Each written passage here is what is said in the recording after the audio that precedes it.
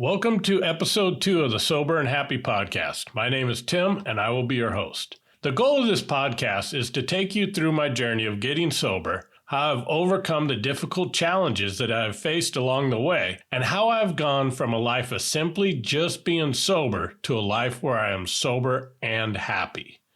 In this episode, I want to discuss the importance of identifying the reason for getting sober, or what I like to call discovering your big why, and the pitfalls in the idea that you must get sober for yourself.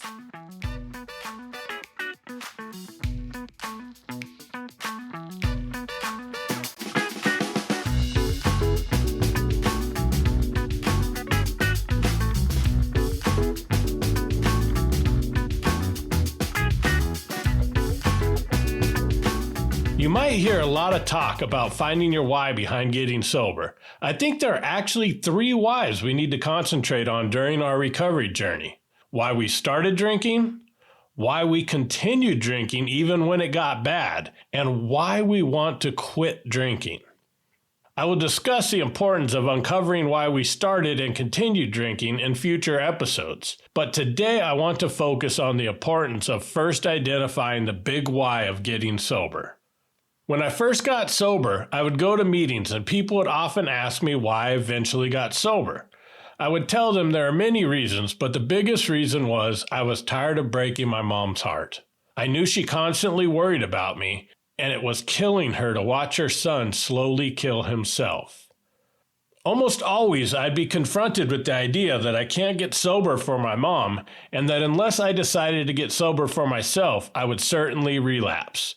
I would ask why that was, and most people couldn't really explain to me what the reasoning was. It seemed like one of the many things that was passed down as gospel through the recovery pipeline without anyone really stopping and asking if it was true. Here's the thing though, at the end of my drinking and the beginning of my sobriety, I couldn't get sober for myself. I did not think I deserved a better life. In fact, in the last years of my drinking, I began seriously contemplating suicide. So much so that I began planning how I was going to do it. Sometimes when I would pass out in bed at night, I would fantasize that maybe that might be the night that I finally overdid it, and if I was lucky, I might not wake up. People often ask why I was suicidal, and didn't I know that killing myself would cause even more pain to the people I love than I was already causing them through my addictions? Now I know that in hindsight, but in the state of mind I lived in for many years, I honestly thought the world would be better off without me. How could I be capable of getting sober for myself when I didn't even feel I deserved to live anymore? Many of us don't love ourselves enough that we feel worthy of a better life, but maybe you love your children enough to try.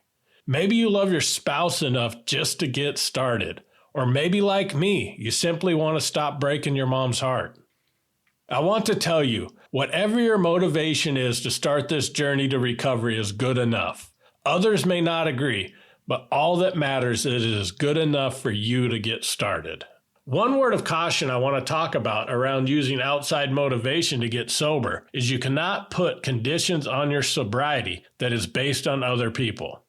When you frame your why based on someone else's response to you getting sober, you're putting the responsibility for your recovery on them and their actions. We need to stop having conditions for staying sober based on other people. That is putting the burden on them and eventually the blame on them if we relapse. We need to take responsibility for our drinking and our recovery. For example, I was working with a guy that told me his reason for getting sober was so that his kids could trust him again. His oldest teenage daughter had lived through multiple relapses and understandably did not believe him when he said he really meant it this time and would say things like, "Why should I believe you that it's different this time? We all know you're just going to relapse again." After one particularly bad blow-up and his daughter telling him that there was absolutely nothing he could do to regain her trust, he stormed out and went straight to the bar, telling her on the way out the door, "Well, if you're not going to trust me anyways, I might as well go drink." He came to my house the next day and explained to me that there is no point in getting sober if his daughter was not going to trust him again. After a long discussion, he realized a few things. One, that he was putting the responsibility for his sobriety on his daughter. And 2, when he relapsed, he was also putting the blame for it on his daughter. He realized that we needed to reframe his why for getting sober. With his permission, I would like to share with you what he came up with. He said, "I want to get sober so I can be the best father I can be to my children. I will be the father that they deserve, someone they could count on in the difficult times and the good times, the type of dad that shows up no matter what." I asked him how that type of father would act. This is what he wrote down. "I will have compassion for what I have put my kids through and give them the proper time and support for their healing. I will be fully present in their life. Instead of drinking when things get rough, I will show up instead, no matter what."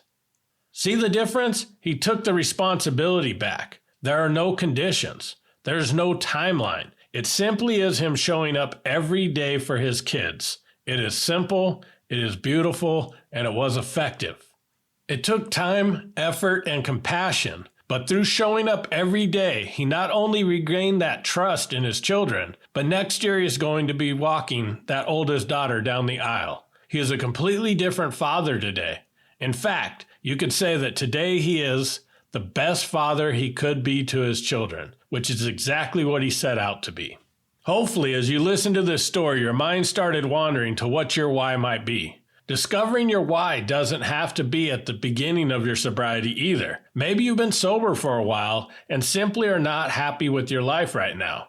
You could create a why for motivation from going from simply being sober to living the amazing life you are capable of living.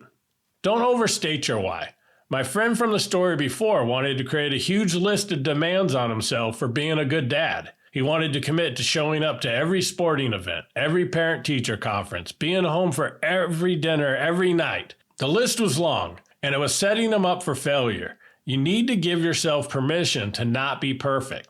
Life circumstances happen, and I didn't want him to think he failed as a father the first time he missed dinner because he had to stay late at work one night. Using his story as an example, I want you to write down your why. You should state it as a person you want to become versus how people are going to respond to you. Who is the future version of yourself that you would be proud to become? As you change into the person in that statement, often the results you desire are going to come naturally in the process. Once you have your why written down, I want you to anchor it. Writing it down is a huge step, but I want you to feel what it would be like to live that life. Close your eyes and imagine an event where you would know that you became that person. Maybe it is getting that job offer for your dream job, a realtor handing you the keys to your first house, sitting on a beach with your family during that dream vacation you've always promised them, or simply hearing a child say, "Mom, I'm proud of you." Whatever it is, imagine that moment like you're living it today. What does it feel like? Sit with that moment and experience it for as long as you like. I find it helpful once you're in the peak of feeling that emotion. Get out your phone and use the voice recorder and tell yourself who you are going to become and how wonderful you're going to feel in that moment. Then down the road, when you hit a rough patch and you don't think you could go any further, play it back to yourself. It'll help you get back to the state of that moment when you are filled with hope. Often, people I work with struggle with picking one thing. It is perfectly okay to have multiple reasons for getting sober. For example, my big why was to quit breaking my mom's heart, but it was also important to me to be someone people could count on. That included friends, employers, other family members, and even people I just met. When you have multiple whys, it is important to prioritize them to not try to change everything at once. That is a recipe for getting overwhelmed, burned out, and eventually being in danger of what I call the F-it zone, where you are one life circumstance away from thinking it's just too much and giving up. When I first got sober, I had a huge list of things I felt I needed to accomplish to feel like I fixed my life. After graduating with my bachelor's degree in my 20s, I planned on getting my master's degree, but my drinking was already at a level where I never pursued that, so it went on my list, and early in my recovery, I enrolled and began seeking that. What I found is the amount of time required for school was negatively affecting more important things in my life at that time, like rebuilding relationships and focusing on my recovery. Eventually, I had to drop out, and I felt like I failed once again. If I would have just prioritized things first and looked at what each of those things demanded, I would have realized that at that time in my life, it should have not been a priority.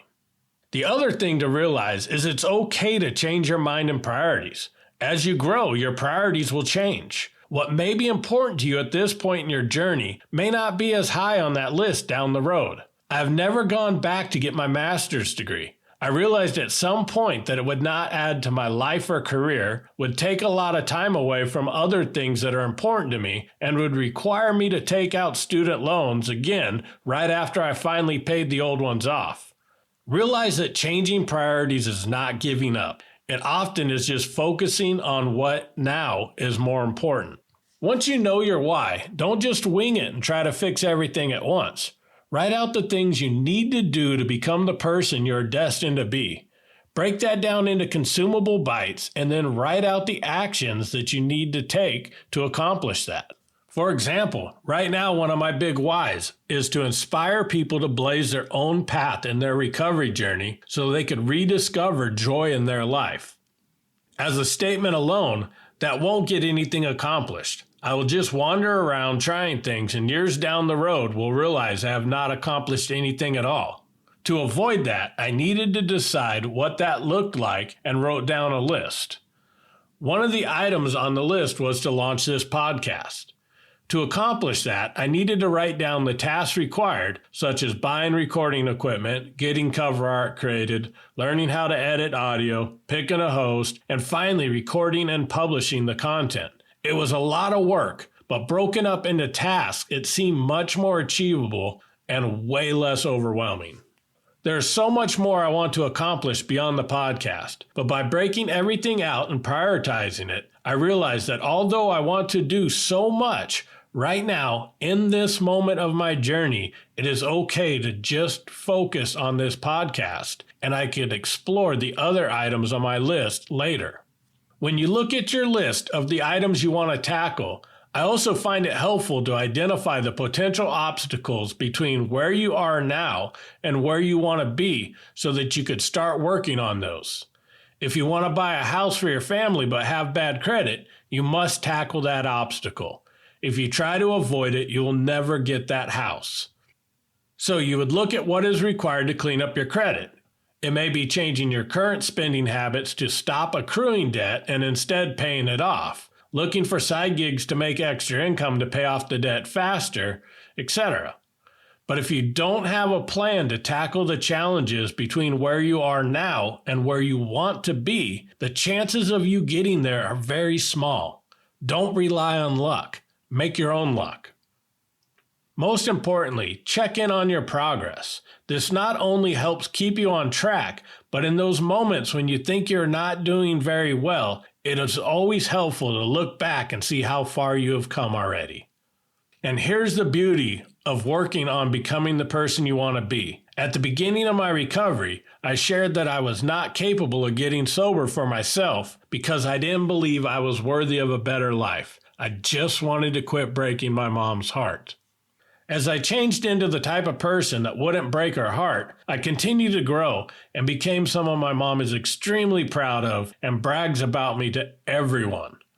More importantly, somewhere along that journey, I realized I also became someone I am proud of. And although I couldn't get sober for myself, today I stay sober because I love this version of me so much that I would never dream of going back to who I used to be. And I can't wait to discover the future version of myself.